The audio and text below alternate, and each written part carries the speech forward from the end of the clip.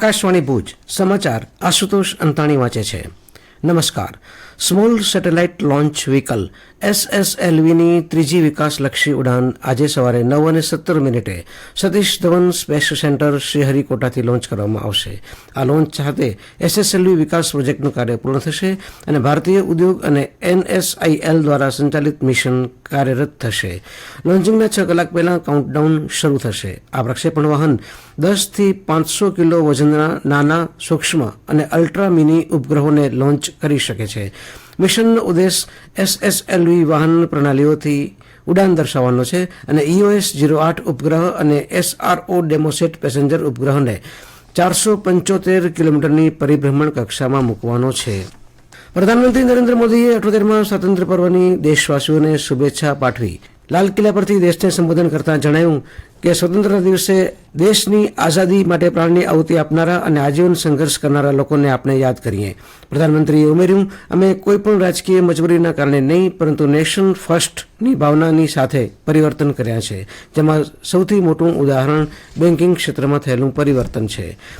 શ્રી મોદીએ કહ્યું, આ વર્ષ પ્રાકૃતિક આપત્તિના કારણે જીવ ગુમાવનારા પીડિતોના પરિવારજનો પ્રત્યે સંવેદના વ્યક્ત કરીએ છીએ.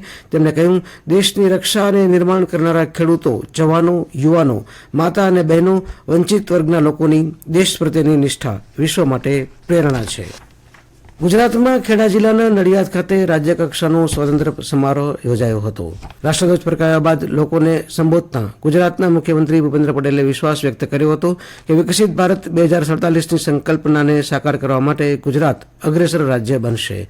મુખ્યમંત્રી શ્રી પટેલે જણાવ્યું હતું કે ગુજરાતે વિવિધ વિકાસલક્ષી તેમજ કલ્યાણકારી યોજનાઓ દ્વારા સર્વાંગી વિકાસનો માર્ગ મોકળો કર્યો છે. મુખ્યમંત્રીશ્રીએ પ્રધાનમંત્રી નરેન્દ્ર મોદીના નેશન ફર્સ્ટના મૂલ્યો સાથે આત્મનિર્ભર અને વિકસિત રાષ્ટ્રનું નિર્માણ કરવાના વિઝનને સાકાર કરવા પ્રતિબદ્ધતાનું આહ્વાન કર્યું હતું. દેશભરની સાથે ગઈકાલે સરહદી કચ્છ જિલ્લામાં 78મા સ્વાતંત્ર્ય પર્વની જોશભેર ઉજવણી કરવામાં આવી હતી. જિલ્લા કક્ષાનો મુખ્ય કાર્યક્રમ કચ્છના આર્થિક પાટનગર ગણાતા ગાંધીધામ ખાતે યોજાયો હતો. રાજ્યના ઉદ્યોગ મંત્રી બલવંતસિંહ રાજપૂતે ગાંધીધામના રમતગમત સંકુલ ખાતે તિરંગાને સલામી આપી 78મા સ્વાતંત્ર્ય પર્વની નાગરિકોને શુભેચ્છાઓ પાઠવી હતી. પોતાના પ્રાસંગિક ઉદબોધનમાં ઉદ્યોગ, લઘુ, સૂક્ષ્મ અને મધ્યમ ઉદ્યોગ, કુટીર, ખાદી અને ગ્રામોદ્યોગ, નાગરિક ઉડ્ડયન, શ્રમ અને રોજગાર મંત્રી બલવંતસિંહ રાજપૂતે કચ્છની ખમીરીને બિરદાવી જણાવ્યું કે કચ્છમાં અત્યાર સુધી વાવાઝોડા, દુકાળ અને ભયાનક ભૂકંપ જેવી કુદરતી આપત્તિઓ આવી છે, ત્યારે કચ્છના લોકોએ હંમેશા જુસ્સાભેર આફતોનો સામનો કર્યો છે. કચ્છની વિકાસ યાત્રાની વાત કરતા મંત્રીશ્રીએ ભૂકંપ બાદ કચ્છમાં થયેલો વિકાસ, નર્મદાનું પાણી આવવાથી કચ્છના લોકોના જીવનમાં આવેલું મહત્વપૂર્ણ પરિવર્તન, રણોત્સવ, પતંગોત્સવ જેવા ઉત્સવો અને કચ્છીઓની હસ્તકલાને કારણે પ્રવાસનના હબ તરીકે કચ્છની આગવી ઓળખ વગેરેનો ઉલ્લેખ કર્યો હતો.